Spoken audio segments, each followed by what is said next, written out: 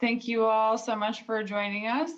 My name is Michelle Lopez. I'm the Executive Director of the Berkshire Immigrant Center and member of the DLE Advisory Board based in Pittsfield, Massachusetts, which is the home base for the Dulye Leadership Experience. I will be today's program moderator. It's exciting to see so many faces and so many who are joining us for the first time. Welcome, everyone. The DLE Culture Chat is a business-oriented open forum that examines changes and challenges in today's workplace. In just 60 minutes, we aim to engage multiple perspectives through a moderated format that promotes respectful conversations about vital topics with actionable takeaways. Designed for interactivity, the program unites accomplished professionals from various backgrounds. Our goal is to help you grow what you know and who you know in a welcoming, supportive, professional environment. The sustained sponsorship of Dulye & Co. Workplace Consultancy enables Culture Chat programs to be free for all. We have an impressive blend of DLE members and newcomers joining in from diverse regions, industries, and even countries. Let's take 30 seconds to connect. Please type in the chat box your name, company, title, and location where you are joining us from. And while you all do that, I'm going to go over some ground rules. For now, please stay on mute. Use the raise hand feature when we get the conversation going to participate. Remember to unmute when you are called on. Use the chat box for comments and questions pertinent to the topic. Our goal is to provide a supportive environment where everyone contributes. Please respect the diversity of opinions that are aired today. We want everyone to contribute and network, which is why we have incorporated breakout sessions in today's program. Before we get going, I'd like to thank the volunteers of the Culture Chat Planning Committee who are the producers of today's program. Crystal Blake, Information Technology Manager at General Dynamics Mission Systems based in Pittsfield, Massachusetts. Khalid Rocha, Financial Advisor and Portfolio Advisor at Merrill Lynch Wealth Management based in Boston, Massachusetts. And Aaliyah Merrill, filmmaker at ASM Productions, located in Durham, North Carolina. Now I am honored to present Meg Bossong, our speaker today, who is the Director of Intimate Violence Prevention and Response and Health Education at Williams College in Williamstown, Massachusetts, where she is responsible for all aspects of student-facing sexual assault, dating, domestic violence, and stalking prevention, response, advocacy programs, and health education. Prior to her current role, Meg worked for 7 years in several roles at Boston area Rape Crisis Center, organizing communities to prevent sexual violence and working with colleagues to improve systems responses based on the experience of those harmed by sexual violence. She has been a commissioner of the Berkshire County Commission on the Status of Women and Girls and is a founding member of Invest in Pittsfield, a multiracial coalition of community members and organizations advocating for the reallocation of the municipal budget from policing to health, housing, youth services, and other programs and structures to make Pittsfield, Massachusetts a just, healthy, and thriving community. Welcome, Meg. Thank you so much to Michelle and Linda and all of the Culture Chat folks. I'm so excited to be here talking about this topic that is something that's of really deep interest to me and something that I feel so glad to have learned about and continue learning about. There were so many great questions in the registration, and I've worked to incorporate as many of those as possible into the presentation itself. So I hope that as you are hearing them, you'll think, oh, I did pose that question. And then we'll certainly have time for questions in the chat. And I'll try to incorporate those as we go along and into breakout rooms. We can go to the next slide. So we have 3 goals today. We're going to introduce the concept of allyship because several people really indicated that, like, I'm just trying to understand this at a deeper level. So I'm excited to do that. We'll talk about opportunities at different points and different places in our involvement where we can exercise our allyship. And we'll also talk about signs of progress. We can go ahead.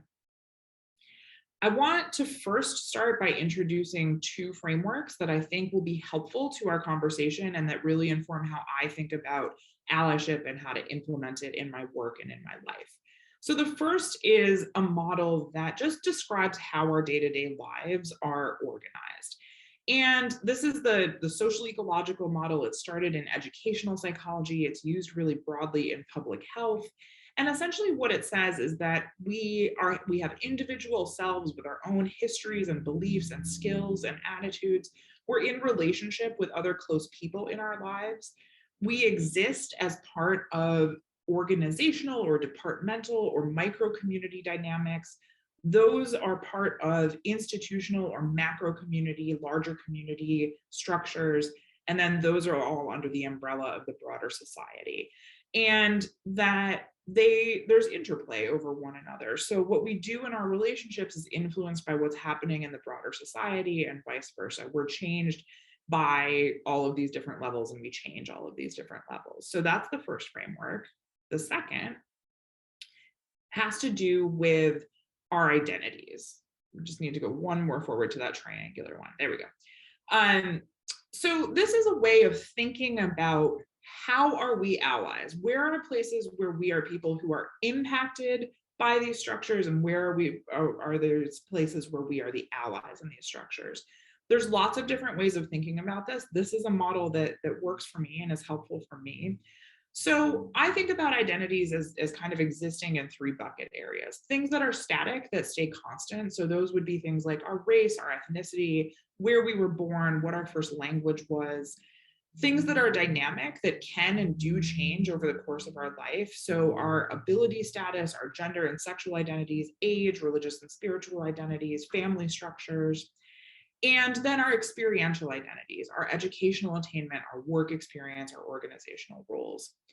And you may have heard the term intersectionality, that we are intersectional. What that means is that we can't understand or separate aspects of our identity from each other. So I am a woman, but I can't understand my experience of womanhood without also saying that I'm white, that I have a college degree and a master's degree. Those all impact my experience of womanhood, but the fact of being a woman also impacts how I experience whiteness in ways that are different from people who are not women.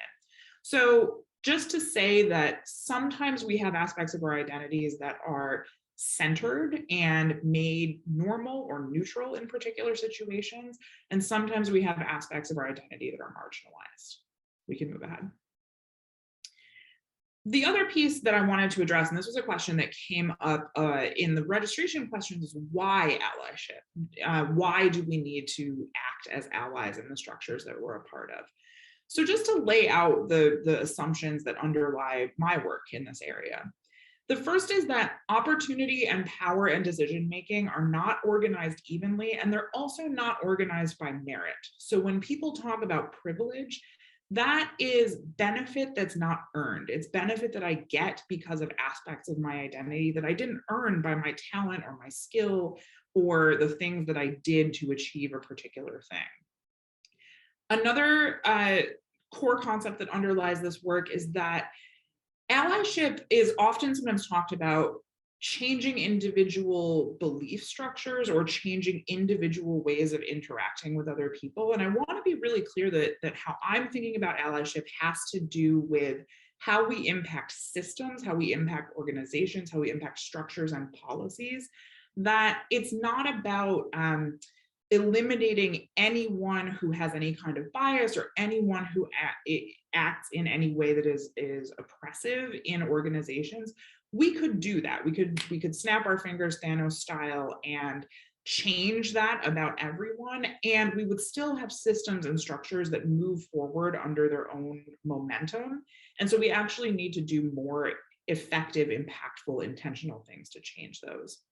And last but not least, workplaces, classrooms, boards, communities, all of those things, when they are equitable and representative, are quantifiably better in any metric that we can think of. So that is why allyship.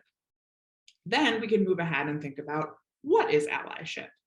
So allyship, as I understand it, is when we leverage the power we have to change structures, practices, and relational dynamics. mix. It's also when we decenter, so take away from the center, the parts of our identity that are normal or neutral, the things that I described before as being the things that we don't even necessarily have awareness of, and center the people who are marginalized or disinvested. So I'll give an example of that. When I got to college, I was super aware of being a woman. I was super aware of the socioeconomic status that I grew up in, but I didn't understand that I had a race because I grew up in a community that was largely white. I grew up in a community where all of my teachers were white. I grew up in a community where a lot of the people in decision-making positions or positions of authority were white. And so for me, race was a neutral part of my existence, even though it had everything to do with my experience of my community and how I moved through the systems that I was a part of. And so when I think about acting as an ally around race, that has to do with taking my experience as a white person and saying, this is not at the center. I need to listen to people. I need to be very attuned to the experiences of people within the structure who don't share that identity. And the last piece that is especially important is about leaving behind a scarcity mindset and using an abundance mindset to allocate power, to allocate decision-making, to allocate organizational structure. That is to say that we often get very used to thinking in this regard where, like, if I'm not winning, if I'm not gaining benefit, then if other people are, I have lost it. I have lost benefit. I have lost power. I have lost the ability to make decisions. In an abundance mindset, there is enough. There is enough for all of us to run effective organizations. There is enough for all of us to have the resources we need. And we actually can restructure the way that we do things to make that possible and to advance equity. We can go ahead. So I'm going to go back to the examples that I gave at various levels. I'm also going to give you a handout because I'm going to move quickly through this. You'll be able to view this, and then it'll be available for download as a takeaway if you fill out the evaluation poll at the end. So these are examples of allyship at the individual level. You can educate yourself about the experiences of others who have different identities. That can be through reading, it can be through podcasts, it can be through attending talks. You can think about amplifying marginalized voices, and I mean that by sharing their work or content. Another effective strategy, and folks might have had this experience around marginal identities that you might hold, of saying something in a gathering or a meeting, having it not be paid attention to, and then someone who has a more centered identity saying the exact same thing and having it be heard and received in a really different way. So a practice that I like to use is when I'm thinking about if a colleague of color says something and it doesn't really get traction, then amplifying it by saying, you know, as MacLeod just said, I wanted to emphasize this point. Right? So that's ways that we can amplify for people in our lives. We can invest resources by patronizing businesses owned by marginalized people or donating to organizations run by and serving marginalized communities. We can speak up on the points that marginalized people take criticism for making or advocate for issues that don't immediately or directly benefit us. And we can value discomfort as a part of learning and growth and change. That's really, really important, because when we think about centered identities, when we think about identities that have aspects of identity that are given institutional power, a lot of the structures of organizational culture or things that we take for granted as just being how things are in a workplace setting or a school setting are designed for the comfort of those centered identities. And so getting uncomfortable and viewing that as a pathway to change is really critical. So let's move to the relationship level. At the relationship level, receiving feedback and reflecting before responding is a really valuable opportunity. Hearing people say, this is not a structure that works. This is how I, as a person with a different identity, experience the structure, or I know this isn't how you designed it, but this is the impact that it's having on me, is really critical. A second thing we can think about is diversifying our network. So we do that by sponsoring. You may be familiar with the distinction between mentorship and sponsorship. Mentorship is something many of us in leadership development are aware of, where we are talking to, connecting with, supporting, educating people with fewer connections, less experience in whatever field or whatever lane we're in. Sponsorship really has to do with investment and investment in potential of people. So sometimes mentorship happens because, well, someone applied to this internship, or someone, I see them as my protege, as the person who's going to take over my role at some point.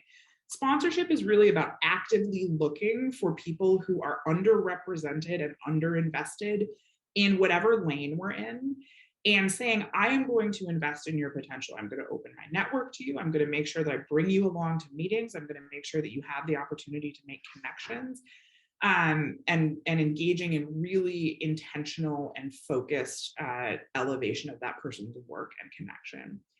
Another way to do this is finding the identity-based organizations or associations in your lane and asking for speaker recommendations, asking for panelist recommendations, sending job descriptions to them, and looking for recruitment pathways for applicants. Passing opportunities for paid work, or if panels or boards or groups are not representative. So I'll give an example. This is a free opportunity. I'm so excited that my friend and colleague Michelle asked me to do this. I think it's really important for me to work from the places where I have majoritized identities and share in educating other people who have similarly majoritized identities. If this was a paid opportunity, I absolutely would have passed it to a colleague of color. I would have passed it to a queer colleague. I would have passed it to someone else to take advantage of the investment that happens in that. Similarly, I don't appear on panels or in conference settings anymore where it's an all-white group of people, or there's only straight people or only people who are able-bodied. I simply won't do it, because we need more voices. There are capacious, competent, interesting people with great ideas who are doing incredible work who need to be on these panels or in these settings. And last but not least, we invest resources by paying for coaching or for expertise. I myself have a coach around these issues. It's somebody, I'm just pasting hers in. There are lots of people who do this, but it's really important to me that I pay a Black woman for her time in educating and coaching me around these skills. So investing in resources, thinking about how we do that. Then we move on to the community level. So we assess and we change policies that are discriminatory in impact, if not in intent. We look at things that might be rooted in bias to produce more equitable outcomes. We treat idea work, that means identity, diversity, equity, and allyship work as a core competency for everyone at all levels and functions in the organization or the institution. Very often, this work is relegated either to human resources, to the diversity and equity office of, for example, educational institutions, or to people of marginalized identities themselves to do. And in fact, in exactly the same way that we view software competencies or presentation capacity as core competencies of our work, we need to view idea work as a core competency for people at all levels of the institution. We also need to think about building or joining or supporting coalitions and working on shared issues. And we invest resources at the community level by paying people for coalition work. So an example that I had experience with was where we were doing some work around violence prevention in the community, and many of the people in the coalition were in roles where they were paid by their job to come to the coalition meetings during the day. They were given time to go to meetings like this, but there were other people who are fee-for-service workers. So because this is violence prevention, there are people who were therapists who got paid for the individual clinical hours that they saw. We have people who do sex work who are really tuned into the kinds of violence prevention that are really important in our communities, but their work is fee-for-service. So in order to make sure that the communities who are most impacted are a part of this, what we should have done is pay people for their coalition time so that we could all be on equal footing in terms of participation. Other examples could be providing childcare. We often see, especially in evening or weekend opportunities, that people who have childcare needs are marginalized from that. So we can offer childcare to make sure that we have people with different family structures participating, or we make multi-generational opportunities. We have multi-generational lives, and we think about allowing for different kinds of family structures, allowing for different levels of access to sort of making those family structures invisible to be part of the allyship work that we're doing. And last but not least, we evaluate both outcomes and processes. We evaluate whether we are doing effective recruitment and retention work. We evaluate whether people are thriving in our workplaces or in our as our clients or in our organizational work. And we evaluate processes and group culture to see where that is landing. And last but not least, how do we evaluate that? You can move forward, yeah. So how do I know if I'm doing it right? One example is that people are giving you genuine feedback. In my experience, if people who don't share my identity, if people who are marginalized are taking the time to give me clear and efficient and consistent feedback, it means that I have built trust. It means that people care enough. It means that people think that I'm worth it in terms of that investment. If I'm not hearing anything from anyone, I don't assume that I'm doing something right. I'm assuming that I actually haven't built trust and people are like, I'm not going to mess with you. It's actually not worth it. So getting feedback from people, even if it's difficult to hear, is really, really important. Another piece is that you are doing it consistently, that this is something that is happening for you in all spheres of your life. It's happening for you in interpersonal conversations with close friends and family, and in community organizations, and in your workplace. It's happening year round, not just during Black History Month or Latinx History Month or Pride Month, that you're doing it consistently. Another piece is that your focus is on changing practices and advancing equity at structural levels, not getting praise. I will be candid and say that for a long time, it was really hard for me to leave behind the desire for people to see me as like a nice white person or a good white person, or a person who understood what it was like to not be able-bodied or to be temporarily able-bodied. And that's not the focus. It's changing systems so that they are equitable and accessible for people who have challenges that are not mine, because those changes benefit me also. And last but not least, you're working at multiple levels. So I think what we're going to do is jump into some breakout groups right now, which I will pop around to answer questions, but I'm very excited for all of you to have the chance to talk together. Thank you so much, Meg. Let's get a conversation going on this topic, but now in smaller groups. We're going to spend 15 minutes in breakouts to give you a more intimate opportunity to engage and expand your network with new connections. Each breakout group will explore 2 questions and have a recapper, someone who will provide a 90-second debrief on key discussion outcomes when we regroup. Meg will be moving around, like she said, among the groups. Welcome back, everybody. I hope you enjoyed your breakout rooms and getting to know your fellow breakout room participants. We are going to go into our debrief, starting with group 1, I believe, which was Aaliyah's group. Yeah, so our first question was, which of the examples Meg gave of being an ally feels most accessible to you? And a couple of people, I don't want to call anybody out by their name unless they want to come off mute and speak for themselves. So a couple of people said that they felt like amplifying voices really mattered to them. And another person said, it's not easy work.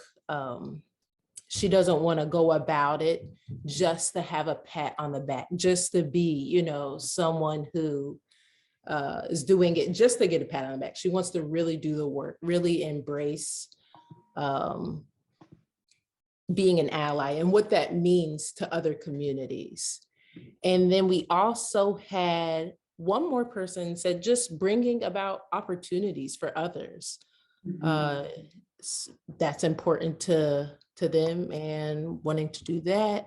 And the second question is, which of the examples felt most challenging? Which felt like we had a lot of good conversations there, because once someone brought up the feeling of maybe a burden of representation. She didn't want to make them feel this burden of representation, inviting them into this space and then making it feel like, oh, you need to probably teach us something or something. She didn't want to make them feel uncomfortable with this type of, okay, you're the minority and now you have to teach. And she doesn't want to, she kind of falls along the lines of like, I want to invite, but I don't want to make it feel like you have the responsibility to be teaching us in these moments. Someone else said, building or supporting coalitions, which one, she was processing that question and trying to figure out why that stood out to her, and trying to figure out which one she would support and which one felt like most challenging to her. So that is a recap of our group one. Thank you, Aaliyah. I look forward to what Meg has to say after these debriefs. And group two, and our recorder is Dan. We had a lot of similar themes. It truly, kind of what I gathered from it is a lot of us felt like it was easier to be at the individual level. Like you can do all the learning you can go to school, you can do everything, but then it's difficult to show change and present it at the organizational level, especially when you're working for a larger company, when you're just a fraction of a percentage of the employee body. But we also saw the contrary, where sometimes maybe it's easier to influence your organization because you're coming from a smaller group, and then it's more difficult at the individual level because you want to make sure that you're doing it the correct way. And kind of to piggyback a little bit, like we also felt like sometimes it's difficult to find the appropriate way to be an ally, without basically just doing it the appropriate way. And then like to kind of sum it all up, like we kind of felt like you need to be uncomfortable to become comfortable, like understanding that yes, this is not right. How can we change either at the individual level or at the organizational level to then become comfortable and be strong enough within yourself to say, hey, that's not right. What can we do to change this? Thank you so much, Jen. That was great. Group three, which I believe is Crystal's group. Yeah, thanks, Michelle. We had a really good discussion and on these same two questions, so very similar themes as to what were already shared. I think for our group, several of us talked about the fact that, like Meg, we grew up in predominantly white communities. So a lot of these things, we've had to learn and push ourselves, and focusing on that individual educating ourselves was one area that felt really accessible to us, something that we should be working on more, and valuing the discomfort in that, taking it the step further. We also talked a little bit about thinking from the perspective of portions of our own identities that may be marginalized, or thinking from the perspectives of people who are close to us or family members who are part of marginalized communities, can make it feel more accessible, which I appreciated. And then very similar to Aaliyah, we actually had Aaliyah's group, we had a conversation about how do you bring in and be an ally to others, but not put the burden on them to teach or to do the work for you, right? We were lucky enough to have Meg join us during that portion of the conversation. And she shared a little bit about how you can take some of your individual learning and use that to, in a wider audience, in the places that you're a part of, bring up those conversations, talk about the ways that you can incorporate change as a full group, rather than just focusing on the one marginalized person who may feel like you're putting the burden on them if you ask them specifically. So I really liked that. I thought that was a great example. And then finally, we talked about how, of course, changing policy can be a really difficult thing, a big challenge, but sometimes if we can use quantifiable examples and measures, it can really help to make the difference in those who have the power of those policies to convince them to make changes. Thank you, Crystal. It's great that your group explore these questions from different kind of positions within a company or organization. Thank you for that. We are now on to group 4, Khaled's group. Hi, Michelle. So yeah, we had a great conversation. You know, the first question we tackled was, how does allyship differ from friendliness or collegiality? And you know, even between just the words friendliness and collegiality, those are two different things.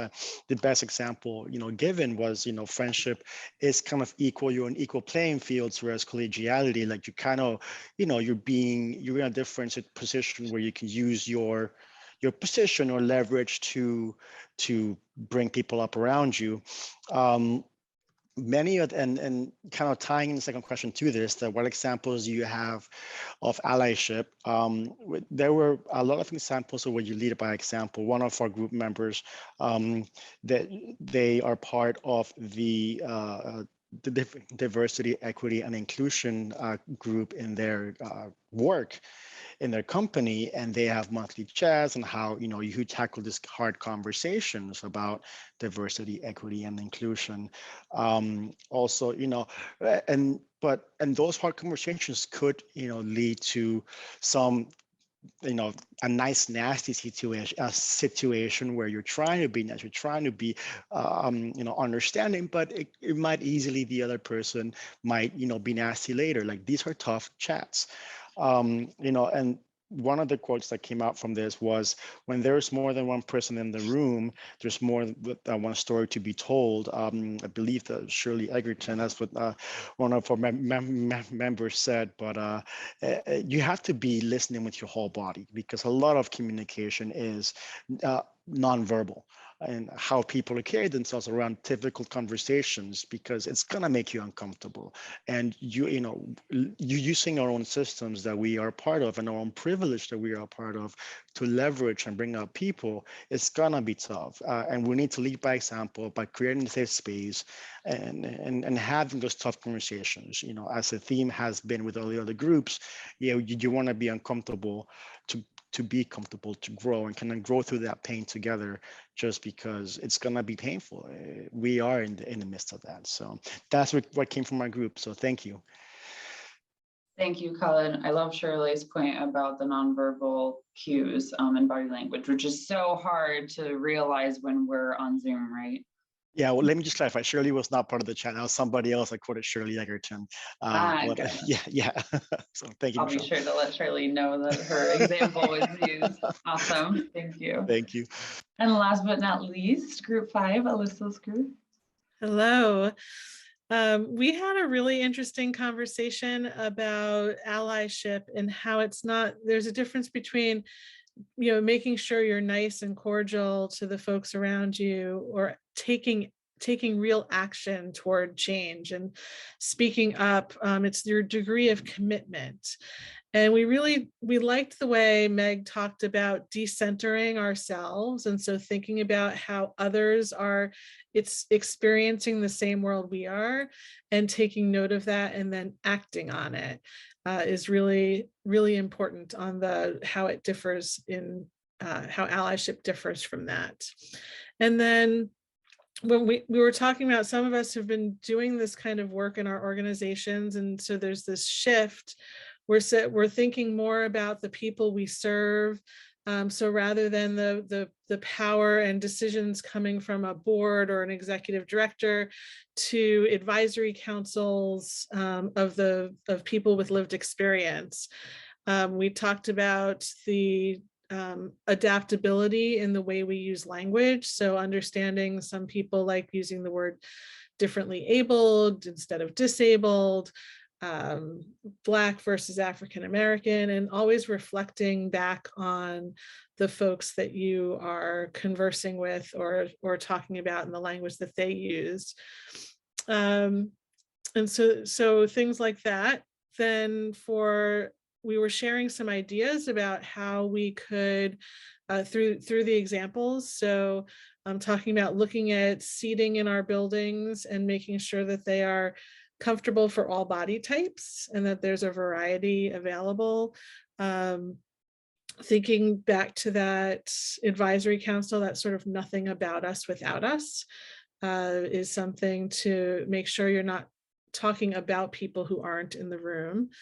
And then the burden, I wrote, the burden of allyship is on the other. So the last conversation, and it got cut off, we were talking about how it's always up to the other to say something and how we'd like to put it back onto the ally to do that emotional labor. Thank you so much, Alyssa. I know we're short on time, but I just wanted to quickly go to Meg because I know she popped in and out, and if she has any closing words for us before we pass it off to Linda. Yeah, I think two closing words. One is in thinking about like where we find the well of courage within ourselves to do this work. And for me, where I find that is thinking about the ways that presently, in many ways that we've designed our society, like we are asking children to be brave and to be tolerant, like children who have marginalized identities of many kinds, to learn how to navigate the world, to learn not just about themselves, but about people who design systems that are not good and harmful for them.